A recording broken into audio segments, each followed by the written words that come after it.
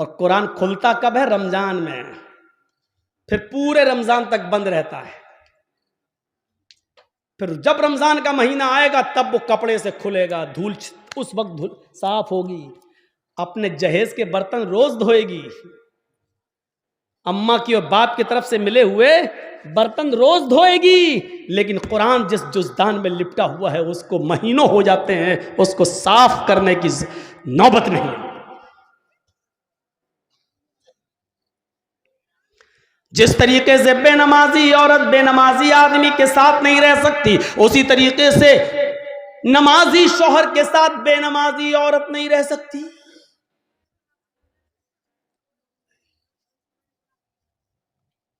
دیکھ رہے ہیں آپ، ان نبیوں پر بھی نماز فرض تھی۔ یہ الگ بات ہے کہ کسی نبی کے اوپر 2 رکعت فرض تھی، کسی نبی کے اوپر 4 رکعت فرض تھی، کسی نبی کے اوپر 3 رکعت فرض تھی، کسی کے اوپر 2 ٹائم کی تھی، کسی کے اوپر 3 ٹائم کی تھی، صبح دوپہر شام، اور کسی کے اوپر 5 ٹائم بھی تھی، کسی کے اوپر 4 وقت کی بھی نماز فرض تھی۔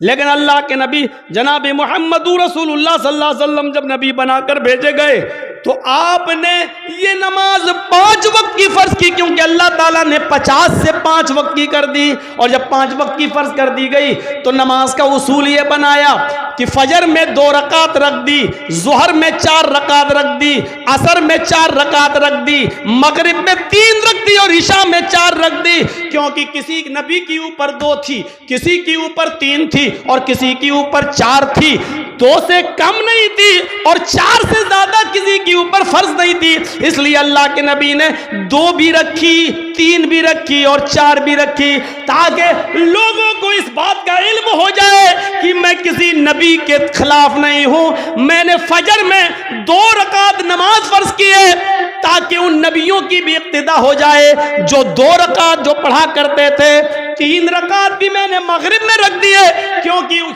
کچھ نبیوں پر 3 وقت 3 رکعت فرض تھی، تو میں نے ان کو کی 3 رکعت بھی رکھ دی تاکہ اس نبی کی سنت بھی زندہ ہو جائے، اور جن نبیوں پر 4 رکعت فرض تھی ہم نے ظہر، عصر اور عشاء میں 4 رکعت فرض کر دی تاکہ اس نبی کی سنت پر بھی عمل ہو جائے۔ میں نبیوں کا مخالف نہیں ہوں، میں رسولوں کا مخالف نہیں ہوں، ہاں میں آخری نبی ہوں، اب طریقہ میرا چلے گا، اب راستہ میرا چلے گا۔ دنیا میں 3 ہی قسم کی مخلوق ہے، ایک مخلوق جو ہمیشہ کھڑی رہتی ہے جیسے پیڑ، درخت، پہاڑ، یہ کھڑے ہیں، کچھ مخلوق جھکی ہوئی ہوتی ہے جیسے بھینس، بکری، گائے، بھیڑ۔ آپ دیکھیے ہم لوگ جب ایسے رکوع میں چلے جائیں تو بالکل وہی شکل ہو جاتی ہے، اور کچھ مخلوق زمین سے چپکی ہوئی ہوتی ہے جیسے چھپکلی، چوہا، دیوار پہ بھی چڑھے گا تو چپکا ہوا ہوگا، زمین پہ ہوگا تو ایسے ہوگا۔ یہ 3 ہی قسم کی مخلوق ہے، چوتھی کوئی قسم نہیں ہے۔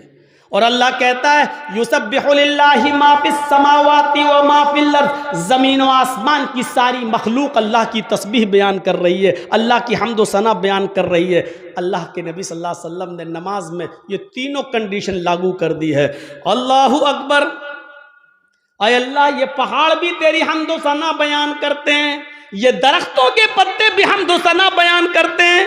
اگر تجھے کھڑے ہو کر کی جانے والی عبادت زیادہ پسند ہے درختوں کی، پہاڑوں کی، تو دیکھ میں کھڑا ہوں، اللہ اکبر، میری اس ادا کو قبول کر لے۔ اگر تجھے 4 پیر والے جانوروں کی عبادت زیادہ پسند ہے تو دیکھ میں جھک گیا ہوں، اللہ اکبر، میں نے رکوع کر لیا ہے، دیکھ میں نے بھی ان کی طرح شکل بنا لی ہے۔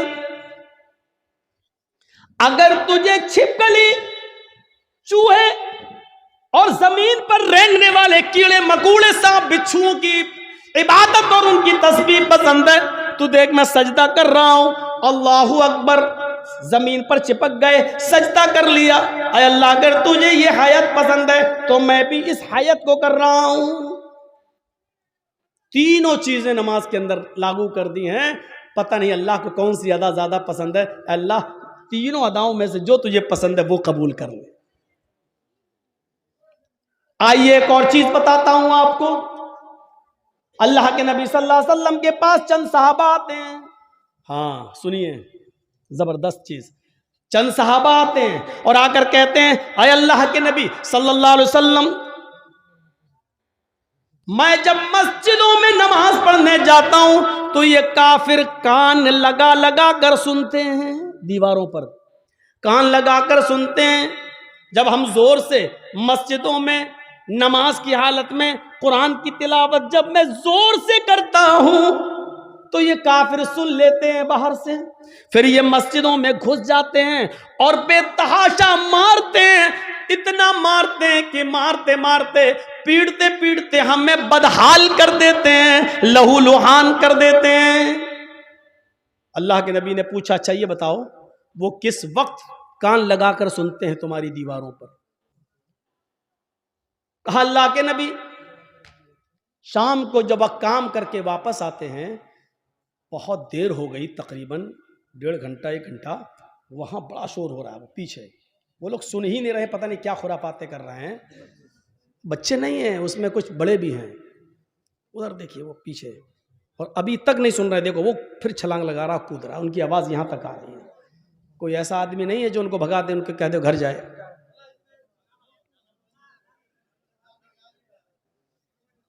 اتنے شیطان بچے. ان کے ماں باپ سے پوچھو، ہمارا دل کہتا ہے یہ رات میں پیدا ہوئے ہوں گے.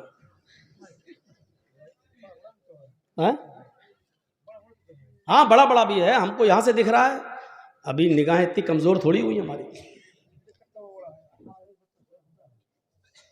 پوچھا اللہ کے نبی صلی اللہ علیہ وسلم نے اچھا یہ بتاؤ کہ وہ کس وقت کان لگا کے سنتے ہیں؟ کہا اللہ کے رسول وہ جب شام کو کام کر کے واپس آتے ہیں، جب تو وہ کان لگا کر سنتے ہیں، یعنی عصر کے وقت. تو اللہ کے نبی صلی اللہ علیہ وسلم نے فرمایا اچھا تو کان لگاتے ہیں وہ دیواروں پر؟ کہاں.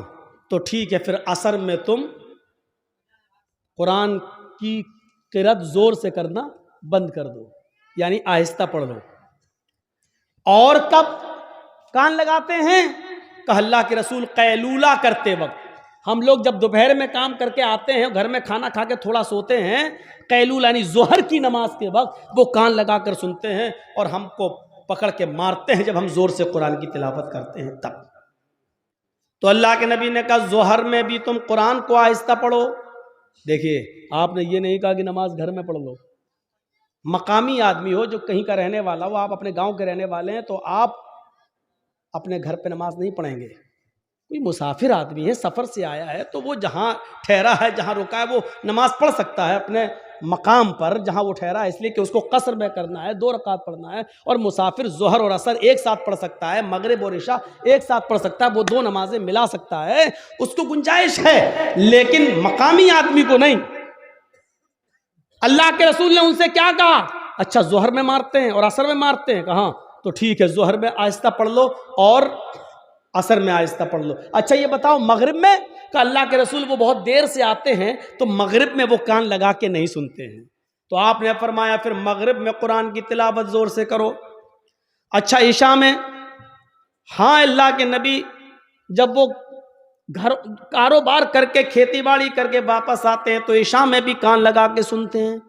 آپ نے ہاں تو وہ عشاء میں بھی نہیں سنتے ہیں کیونکہ تھکے ہوئے ہوتے ہیں، کھانا کھایا اور سو گئے. مغرب کے بعد آتے ہیں، سنتے نہیں ہیں، اس لیے آپ نے کہا مغرب میں پڑھو زور سے.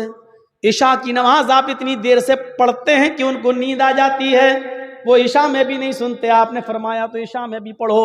اچھا فجر میں؟ کہ اللہ کے نبی فجر میں تو وہ خود ہی گھوڑا بیچ کے سوتے رہتے ہیں. تو آپ نے کہا پھر فجر میں بھی زور سے تلاوت کرو. پہلے یہ 5 وقت زور سے تلاوت ہوتی تھی، 5 نمازوں میں زور سے پڑھا جاتا تھا. الحمدللہ رب العالمین. جب صحابہ نے شکایت کی کہ اے اللہ کے رسول یہ ہمیں مارتے ہیں، کانوں میں دیواروں پہ کان لگاتے ہیں، سن لیتے پڑھ رہے ہیں تو مارتے ہیں، پیٹتے اتنا مارتے ہیں کہ لہو لہان ہو جاتے ہیں. تو آپ نے کہا کب مارتے؟ کہا ظہر میں. آپ نے کہا ظہر میں آہستہ پڑھو. کب مارتے ہیں؟ کہا عصر میں. عصر میں بھی آہستہ پڑھو. مغرب میں؟ کہا نہیں زور سے پڑھو. عشاء میں سو جاتے ہیں وہ، زور سے پڑھو. فجر میں نہیں اٹھتے ہیں وہ، زور سے پڑھو. میرے بھائیو یہ سلسلہ چلتا رہا، بہت دنوں تک یہ سلسلہ چلتا رہا، اور اتنے دنوں تک یہ سلسلہ چلا کہ مکہ فتح ہو گیا. جب مکہ میں کامیابی مل گئی اور نبی کی حکومت آ گئی، تب صحابہ کرام نے پھر عرض کیا. اب جو چیز بتانا چاہتا ہوں وہ سنیے. اب صحابہ نے عرض کیا، آئے اللہ کے نبی، جب ہمارے حالات خراب تھے، جب یہ ہمیں مارتے تھے پیٹتے تھے، جس کی وجہ سے آپ نے آہستہ پڑھنے کا حکم دے دیا تھا ظہر میں اور عصر میں، اب تو یہ مارتے نہیں ہیں، اب تو حکومت ہمارے ہاتھ میں آ گئی، اب تو مکہ اور مدینہ کی باغ ڈور ہمارے ہاتھ میں ہے، تو اے اللہ کے نبی ہمیں پہلی والی اجازت دے دیجئے، اب ہم پھر سے 5 وقت کی نمازوں میں زور سے تلاوت کریں. بھئی حالات اب ختم ہو گئے، پہلے حالات برے تھے اس لیے آپ نے آہستہ پڑھنے کو کہہ دیا، اب تو ہمارے فیور میں ہے حالات، اب تو ہمارے حق میں ہے حالات، تو اب کیوں ہم آہستہ پڑھیں، اب ہم زور سے پڑھیں گے. آپ نے کہا نہیں، بالکل نہیں. صحابہ نے کہا اللہ کے رسول، کیا یہ وجہ نہیں تھی کہ یہ لوگ ہمیں مارتے تھے اس لیے آپ نے آہستہ پڑھنے کے لیے کہہ دیا تھا؟ آپ نے کہا وجہ یہی تھی. کہا جب وہ ریزن ختم ہو گیا، جب وہ وجہ ختم ہو گئی، تو اب زور سے پڑھنے کی اجازت کیوں نہیں دی جا رہی ہے؟ اللہ کے نبی نے کیا فرمایا؟ آپ نے فرمایا اس لیے کہ بعد میں آنے والے لوگ جب یہ سوچیں گے کہ ظہر میں عصر میں آہستہ پڑھنے کی اجازت کیوں دی، اور مغرب میں عشاء میں اور فجر میں زور سے تلاوت کیوں کی جاتی ہے، جب یہ بعد میں آنے والے لوگوں کو پتا چلے گا، جب وہ اس کی ہسٹری پڑھیں گے، جب وہ حدیثیں پڑھیں گے، جب ان کو معلوم ہوگا کہ صحابہ کرام مار کھاتے تھے، اتنا پیٹے جاتے تھے کہ ان کی چمڑی ادھڑ جاتی تھی، لہو لوہان ہو جاتے تھے، اس کے باوجود انہوں نے نماز نہیں چھوڑی، ماریں کھائیں لیکن نماز پڑھی، آہستہ پڑھی لیکن پڑھی، نماز چھوڑی نہیں ہے. جب ان کو اس بات کا علم ہوگا تب ان کو پتا چلے گا کہ صحابہ کرام نے بڑی سے بڑی مصیبتیں جھیلی ہیں لیکن نماز نہیں چھوڑی ہے، نماز ترک نہیں کی ہے، تو پھر وہ بھی نمازی بن جائیں گے، وہ بھی نماز کے پابند ہو جائیں گے. اب آپ کو اندازہ ہے میرے بھائیوں، صحابہ کرام مارے کھاتے تھے، اتنا پیٹتے تھے کہ ان کی چمڑی ادھر جاتی تھی، جسم سے خون بہتا تھا، لیکن اس کے باوجود نماز پڑھ رہے ہیں. اللہ کے رسول نے کہا زور سے مت پڑھو، آہستہ پڑھو، لیکن پڑھو. نماز ایسی کنڈیشن میں بھی معاف نہیں. ہٹے کھٹے تندرست ہیں اور نماز نہیں پڑھتے. اور جرأت دیکھو، بہادری، ہمت تو دیکھو. اذان کی آواز آ رہی ہے، کچھ لوگ مسجد میں نماز کے لیے جا بھی رہے ہیں، لیکن کلیجہ اتنا بڑا کہ ان نمازیوں کے سامنے ہوٹلوں پہ بیٹھ کے چائے ہم پی رہے ہیں. ہمارا دل اور ہمارا کلیجہ کتنا مضبوط ہے. یا اللہ تیرا عذاب کیسے رکا ہوا ہے. اتنی بڑی غلطی اگر پچھلے زمانے کی امتوں نے کی ہوتی تو ابھی تک آگ اور پتھر کے عذاب سے وہ ہلاک ہو گئے ہوتے. اللہ رب العالمین کا عذاب ہم پر آ کیوں نہیں رہا ہے؟ اس کی وجہ کیا ہے؟ اتنا بڑا کلیجہ. مسجد کے سامنے ہوٹل کے باہر، مسجد کے باہر ہوٹل پہ بیٹھ جائیں ہم، اور نماز مسجد کے اندر ہو رہی ہو، اور ہم مسجد کے سامنے سے گزر جائیں سائیکل لے کر اور بائک لے کر.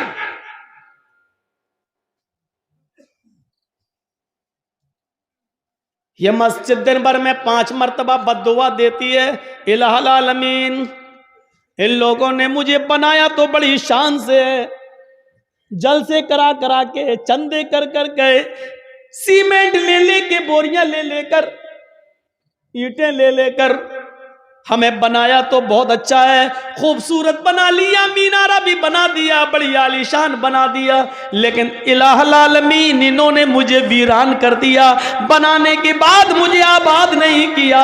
اے اللہ انہوں نے میرا پیٹ نہیں بھرا، اللہ انہوں نے مجھے بنانے کے بعد میرے پاس نہیں آئے، میری گود میں نہیں آئے. اے اللہ جس طریقے سے انہوں نے مجھے بنانے کے بعد ویران کر دیا، اے اللہ تو ان کی زندگیوں میں ویرانی پیدا کر دے، اللہ جس طرح انہوں نے مجھے برباد کیا تو ان کو برباد کر دے، اللہ جس طریقے سے انہوں نے ہمیں بنا سوا کر درست کرنے کے بعد ہمیں بھلا دیا ہے، اے اللہ تو ان کو بھلا دے۔ میرے بھائیوں، یہ مسجدوں کی کہیں بد دعاؤں کا نتیجہ تو نہیں جو ہمارے حالات ہی ہیں، جو ہمارے حالات ہی ہیں۔ پہلے زمانے میں جب جنگیں ہوتی تھی، نماز کا وقت ہو جایا کرتا تھا، بادشاہ نماز کی حالت میں بادشاہ جنگ کی حالت میں نماز کے لیے کھڑا ہو جاتا تھا، دوسرا بادشاہ یہ سمجھتا تھا کہ یہ کیا ہو رہا ہے، بتایا یہ نماز پڑھ رہے ہیں، اللہ کو یاد کر رہے ہیں، اللہ سے دعا کر رہے ہیں۔ وہ بادشاہ اپنی فوج لے کر بھاگ جاتا تھا، یہ کہتے ہوئے کہ جو قوم تیروں اور تلواروں کہ سایوں میں بھی اپنے رب کو نہ بھولتی ہو تو اس کا رب اسے کیسے بھول جائے گا۔ جو قوم تلواروں کے سایوں میں پلی ہوئی ہو، تیروں تلواروں کے سایوں میں جو نماز ادا کر رہی ہو، ایسی پوزیشن میں بھی وہ اپنے رب کو بھول نہیں رہی ہو، اپنے رب کی عبادت کر رہی ہو، پھر اس کا رب ہمارے ساتھ کیا کرے گا اگر ہم نے ان کو اس پوزیشن میں مارا؟ وہ اپنی فوج، اپنے ہتھیار، اپنے گھوڑے، اپنا سارا ہتھیار وہیں پر ڈال کر بھاگ جایا کرتے تھے، یہ کہتے ہوئے کہ اے اللہ والو ہم تمہارا مقابلہ نہیں کر سکتے، اے اللہ والو ہم تمہارا مقابلہ نہیں کر سکتے۔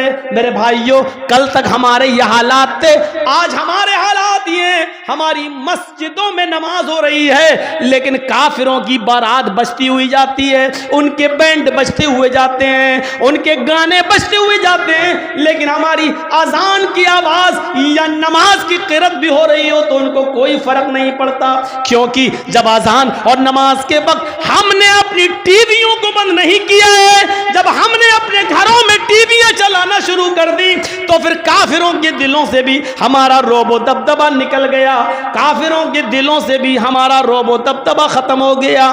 کیوں ہوگا؟ ہم نے کافروں کے دلوں میں اپنی عزت بنائی کہاں ہے؟ کہاں بنائی ہے ہم نے اپنی عزت؟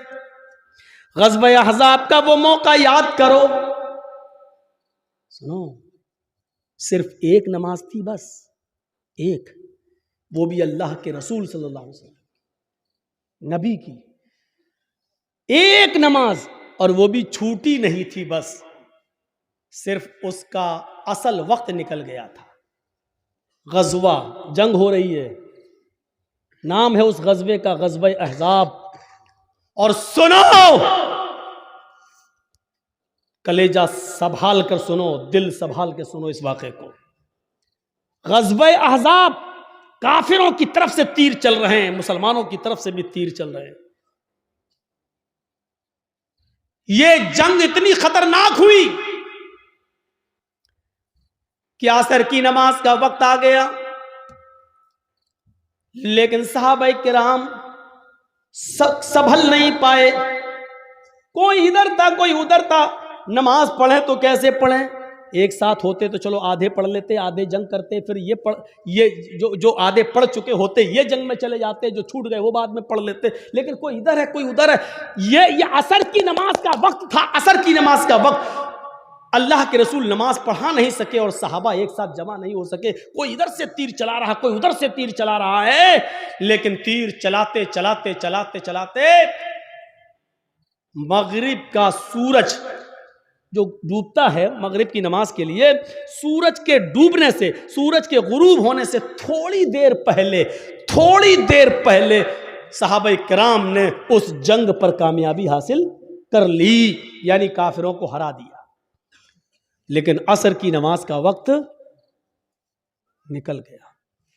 سنیے، عصر کی نماز کا وقت نکل گیا تھا، جلدی سے وہیں صحابہ نے تیمم کیا اور وضو بنا، تیمم پانی تو تھا نہیں، جلدی سے تیمم کیا اور نماز پڑھنا شروع کر دی۔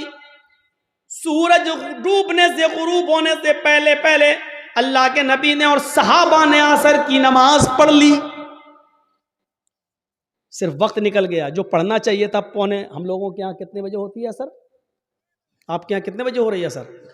2:45 پر؟ ہاں، کہیں 3:30 پہ بھی ہو رہی ہوگی، 3:15 آپ کی مسجد میں کتنے بجے ہو رہی ہے؟ 3:15. اب 3:15 کی جگہ پر کوئی آدمی 5:15 پہ نماز پڑھے تو وقت نکل گیا ہے نا اس کا عصر کا. مان لیجئے 5:30 پہ سورج ڈوب رہا ہے اور 5:15 پہ آدمی نماز پڑھ رہا ہے تو سورج ڈوبنے سے پہلے ہی تو پڑھ رہا ہے. وہ سورج غروب ہونے والا ہے. جلدی سے اللہ کے رسول نے اور صحابہ نے تیمم کیا اور نماز پڑھ لی. اور پڑھنے کے بعد جو جملے کہے وہ سنو, جو جملے کہے ان کافروں کے لیے وہ سنو. ملأ اللہ بیوتہم وقبورہم نارا کما حبسونا وشغلونا عن الصلاة الوسطی. بخاری شریف کی حدیث کے الفاظ ہیں. اللہ کے نبی فرماتے ہیں الہ العالمین, جن کافروں کی وجہ سے آج ہماری عصر کی نماز کا اول وقت نکل گیا, اے اللہ جن کافروں کی وجہ سے آج میری عصر کی نماز کا اصلی وقت نکل گیا, وقت پر ہم نماز نہیں پڑھ سکے, سورج ڈوبنے سے پہلے آج ہم نے عصر کی نماز پڑھی, اس کے ذمہ دار یہ کافر ہیں, یہ جنگ کرنے والے, ان کی وجہ سے میری عصر کی نماز کا وقت نکلا ہے. ملأ اللہ بیوتہم, اے اللہ ان کے گھروں کو تو آگ سے بھر دے, اے اللہ ان کے گھروں میں آگ لگا دے, اے اللہ ان کے گھروں میں تو آگ سے بھر دے. نماز کے وقت اپنے گھروں میں بیٹھنے والوں, نبی اکرم کی اس بد دعا پر ذرا غور کرو. ملأ اللہ بیوتہم, اے اللہ ان کے گھروں کو تو آگ سے بھر دے. میرے نبی نے کبھی کسی کو بد دعا نہیں دی. مار کھایا پھر بھی معاف کر دیا. نبی کی بیٹی کو جس نے پیٹ پھاڑا, حبار ابن اسود نے تیر مار کر, نبی کی بیٹی زینب کے پیٹ میں حمل تھا, بچہ تھا, تیر پیٹ میں لگتا ہے, بچہ گر جاتا ہے. زینب مدینے پہنچتی ہیں, ہوش میں آتی ہیں تو ان کو پتا چلتا ہے کہ میرے پیٹ کا بچہ گر گیا ہے, ضائع ہو گیا ہے. اس صدمے کو وہ برداشت نہ کر سکی, انتقال کر گئی. 10 سال کے بعد جب حبار ابن اسود سامنے آیا اور مدینے میں اللہ کے نبی سے معافی مانگنے لگا کہ مجھے معاف کر دو, میں بھی مجرم ہوں اور آپ کی بیٹی کا قاتل ہوں. 10 سال پہلے آپ کی بیٹی کے پیٹ میں تیر مارا تھا, حمل گر گیا تھا. نبی اکرم کی آنکھوں میں آنسو آ گئے, بیٹی کی یاد آ گئی, رونے لگی. لیکن کہتے حبار میری بیٹی کے قاتل, میں نے آج تک اپنے لیے اور اپنے خاندان کے لیے کبھی بدلہ نہیں لیا. آج تو نے معافی مانگی, جا, میں نے تجھے بھی معاف کر دیا, جا جا جا حبار میری بیٹی کے قاتل, میں نے اپنی بیٹی کے قتل کا خون معاف کر دیا. وہ حمزہ جو نبی کا چچا اور ہندا نے پیٹ پھاڑا, ناک کاٹی, کان کاٹا, زبان کاٹی, اور اسی میں دھاگا ڈال کر ناک, کان, زبان کا ہار بنا کر اپنے گلے میں پہنا. وہ ہندا جس نے حمزہ کا پیٹ پھاڑ کے کلیجہ نکالا اور چبایا, ہمت نہیں کر سکی اس کو کھانے کی, تھوک دیتی ہے. کٹی ہوئی گردن, پھٹا ہوا پیٹ, نکلا ہوا کلیجہ, کٹی ہوئی ناک, کٹا ہوا کان, کٹی ہوئی زبان. یہ لاش جب نبی کے سامنے آئی تو آپ کی آنکھوں میں آنسو آ گئے اور کہا اے حمزہ, قیامت تک جتنے بھی لوگ اللہ کی راہ میں قتل کیے جائیں گے یہ شہید ہوں گے, لیکن تو قیامت کے دن سید الشہداء بنا کر اٹھایا جائے گا, تمام شہیدوں کا سردار بنا کر اٹھایا جائے گا.